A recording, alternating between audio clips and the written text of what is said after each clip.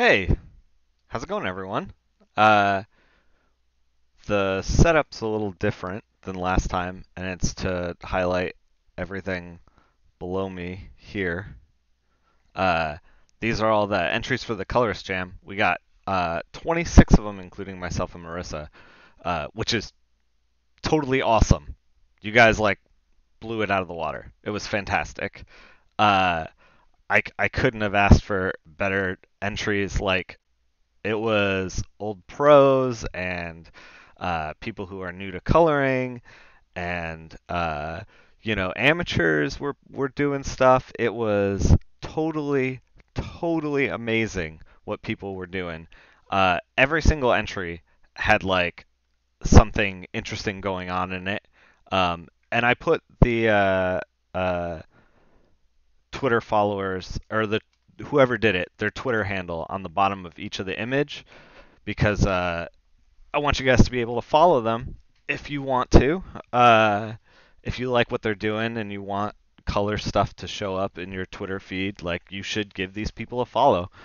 Um, of course, it was around 4th of July, so Rico put fireworks on it, and we had a couple other fireworks ones, but uh, I just wanted to talk real quick about not about which one was better, because to be honest, they all kind of had something going on in there that was interesting, that was worth looking at. They all like they all had a flavor to them, and I wanted to talk about instead about the goals of the Colorist Jam, and also about the what the Colorist Jam taught me as far as this piece goes. So we're gonna pick apart my piece after seeing all of y'all's pieces. Um, but first, let's talk about the Colorist Jam in general. When when you talk to a regular uh, comic book reader about comic book coloring, and they kind of look at it as, well, of course Thor is, these colors. Of course anyone would color them that way. You just fill in the blanks. It's not an art form. It's whatever it is.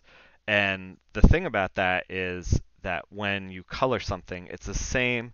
You're making the same kind of choices. You're making the same decisions as you color with each piece. Uh, and I think that the Colorist Jam highlights that really well. That it's not paint by numbers.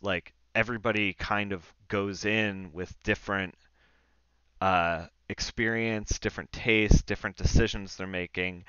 You ask 10 artists to draw Thanos here, and they're gonna draw Thanos 10 different ways. And you ask 10 colorists to color Thanos, and or 26 as we have here, and you're gonna have Thanos colored 26 different ways. Uh, and some of them were very mainstream kind of comics, and some of them were off the beaten path. And it depends on what colorist is suited for which job. A lot of times, this is a very mainstream image. PJ is a very PJ Holden, who did the art, is a very mainstream kind of artist. But if you're working on a book that has a different kind of flavor to it, a different vibe that you're doing, you might want some of these other colorists who are not necessarily going to do the mainstream thing. And that kind of versatility is the same kind of versatility that you need when you pick artists for a job. Um, it's very similar, and I think that the Colorist Jam highlighted that really well. That as a colorist, you make a lot of choices, and as an artist, you make a lot of choices. That it's not just paint by numbers. And it used to be in the 80s and 90s. There was because of the limitation, well, less so the 90s, but in the 80s and 70s and 60s, there was less of options for a colorist. As the printing process got better, there was more and more artists that were able to dabble with color and actually be artists rather than kind of paint by numbers. And I think the industry is slowly catching up to that idea, and the Colorist Jam highlighted that really well. Uh, let me talk about the challenges that were kind of wrapped up in this piece. So one of the big things, and one of the things that I struggled with, was the lightning was behind the fist here. Um, and because of that, it wasn't like it wasn't like the lightning was coming out of the glove. The lightning was just in the like it was I don't know. It's tough to explain because like if I had drawn it, I would have drawn the lightning wrapped around the fists, you know, to make it like three-dimensional. But the way that PJ drew it, it was like the lightning was behind the fist. So a lot of people did a lot of different solutions in order to make it work. And I think that when I looked at all the different solutions that people had, I think that some of the solutions that were what we should have done, like, you know, what I wanted to do is kind of like make like kind of a hard highlight around it so that the silhouette of the fist is better introduced. And by doing that, instead of like I put like a giant glare over it, you know. I think I like colorized some of it. Yeah.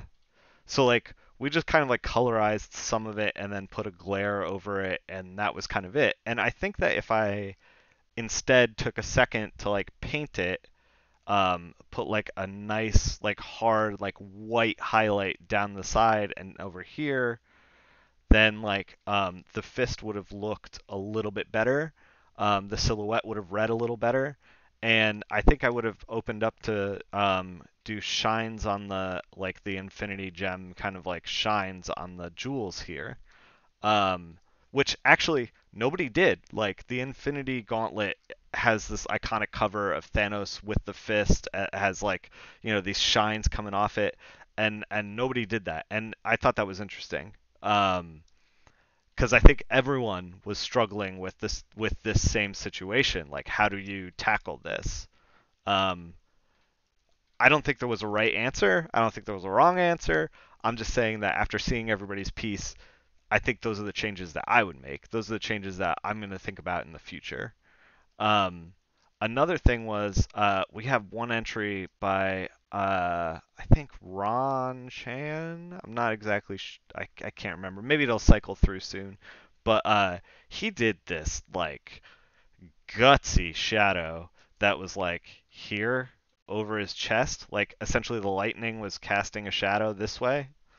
Uh, Over his chest that looked totally awesome. Uh, and I regret not doing that. And I'm going to think about that in the future as well when I tackle stuff like casting shadows from limbs. Um, we also another thing that I wish I had done is a lot of people put more focus on texture and kind of just rendering the asteroid. And I think the chat was talking about that when I was actually working on this. Uh, that we probably should have put more time and energy into the asteroid than we necessarily did. I think in the future I'm gonna try to. I mean, like I wanted you to look up here, and I think that is achieved in my piece, but I think that I missed an opportunity to do something cool, and we don't want to do that in the future. So, I mean, that those are the things that I would change after looking at what everybody else did. I think that some of the stuff that was done by lesser known colorists had a lot more experimentation than some of the older colorists, more established colorists. And I thought that was really, really interesting because I think some of the experimentation, while it might not have been necessarily applicable to the pieces itself, like if it was going to Marvel, uh, had like some of the more interesting stuff. Some of the stuff that I would look for in hiring somebody for a more outlandish product. Uh, it was like kind of amazing how much how open to new ideas the newer colorists were compared to the older colorists. So that's also something that I think I'm going to try to think about going forward. Is like um, new adopting new ideas rather than like sitting on my resting on my laurels. Some of the things that you do as an artist is that like you kind of like make these solutions that work for you, um, as you kind of figure out what you want to do with as an artist. Uh, and then, I've been doing this since 2003, so it's like, I'm over 10 years through it, and a lot of these older solutions that work might not necessarily. And there's the one with the like Cash Shadow. Ron Dan Chan did this like crazy one. Anyway, uh, yeah, so I think that like as you kind of like mature as an artist, you learn to throw these rules out that you've made, these like kind of things, and kind of rethink what you're going to be doing. Uh, you take what worked, you burn it down, you make something new, and you grow. That's how you grow as an artist. So I'm gonna be conscious of that going forward as well. I think places where I could have done that were like these little asteroids, and definitely the background. The background, I think, when we did it was more of an afterthought than it was necessarily, you know, something that we could have like had fun with. Um, I think that sometimes I turn that on in my brain and sometimes I turn it off, and for whatever reason we turned it off. Uh, all of the 26 entries for the Colorist Jam are going to be available below me in like the little shout boxy thing on Twitch, but I'm also going to put it on Twitter. I made a gallery on Imager, so you can see all of them, and they're all credited, so you can follow the people you want to follow. Uh, and so a lot of these are up and coming colorists who did this stuff, and they may be available for work. So if you're putting together a comic book and you're looking for a colorist, ping the people that you like, and offer them gigs because they deserve it for sure. Uh, the hustle is real. So look for that. It's going to be on Twitter. My Twitter tag is below me right here, and then it's also going to be on this channel. So we're not going to really be doing a whole lot of coloring today, but I just wanted to talk about the realm. Here is where we ended up with the realm #3 cover. And here I think is where I left it. So it looks like a lot had changed between, you know, what happened before and this one here. We're gonna put them side by side. Yeah, so that's them side by side. So it looks they have a totally different feel, but basically the figure barely changed. All I changed were like the head up here. Uh, and that's about it. I've added a little bit of red on the bottom here, and in fact, we can actually cut and paste it on top of itself. So like we can toggle this, and you can see exactly what changed. Like we got rid of the lens flare here, the little like shine, and we made it a little more red down here, and we added a little bit of drama up here by boosting the shadow. Um, and some of that was Jeremy's input when we went through corrections, and some of that was just me toggling stuff. Like I basically sat here. It was going to be a really boring feed, and it was like a half an hour of me just sitting here with sliders, just like, is this good? I don't know. And then going back and then being like, is this good? I don't know. And then going back and being like, is this good? I don't know. In the end, I actually gave them both versions of the cover, and they chose what one fit the book the most. Um, I don't think one is definitely better or worse than the other. I think it's personal preference, and when it comes down to that stuff, I like to give my teams that I work with options. I think giving options rather than making the decision for myself is best because then you're collaborating as a team, and you're communicating, and they know that I'm dedicated to the book, and you open up the dialogue, and the dialogue is important when you're working with a team. Um, I think that we went with this particular version on the left because it just echoed what was going on in the book a little bit better. It's a little darker. It's a little less colorful. Uh, and that's kind of where this book lives, which is totally fine. Um, so that's kind of where we were at as far as the realm and the Colorist Jam, which was a huge success. And again, thank you to everybody that participated. And I will be posting that stuff. If you're heading to the comic shop tomorrow, and you like the stream and you want to support it, American Way is coming out. It's going to be on shelves. It's a #1 issue. It's written by John Ridley, who won an Academy Award for writing 12 Years a Slave. It's drawn by Georges Jitney, and he drew all the Buffy the Vampire Slayer books, and he drew the original arc, as well as John wrote the original arc way back when, I think like 2006 for Wildstorm. So it's kind of like a reboot, kind of not a reboot. It's set in the 70s. The original was set in the 60s, so it's been 10 years later. So you can jump on with issue one, and then if you like it and you want to get some backstory, you can pick up the old trade, which I think is getting a re-release. It's called American Way again, and look for it. At least if you're in the shop, pick it up, flip through it, check it out. Yeah, so thank you for everyone that participated in the Colorist Jam, and we're gonna do another Colorist Jam for sure. We're gonna do that probably in a couple of months. I don't want to like overload people with free work, you know.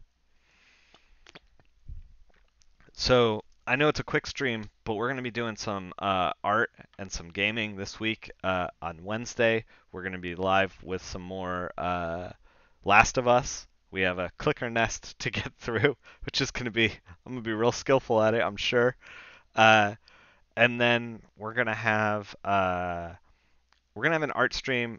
It's going to be a little different. I'm working on some stuff that I can't really show anybody yet, so we're gonna instead. I think I might do a little bit of drawing. Might try to convince a guest to come on, and we're gonna shoot the shit about video games, perhaps. And then I might try to do an American Way page this week on stream, so you can see what coloring a page is versus coloring a pinup. You can see what my thought process is for that. So look for all that stuff. I'm sorry it's such a short stream right now, but we got some cool stuff coming up this week, and you'll catch it then. Thanks, guys. And remember, if you're in the shop, American Way. I'll see you next time.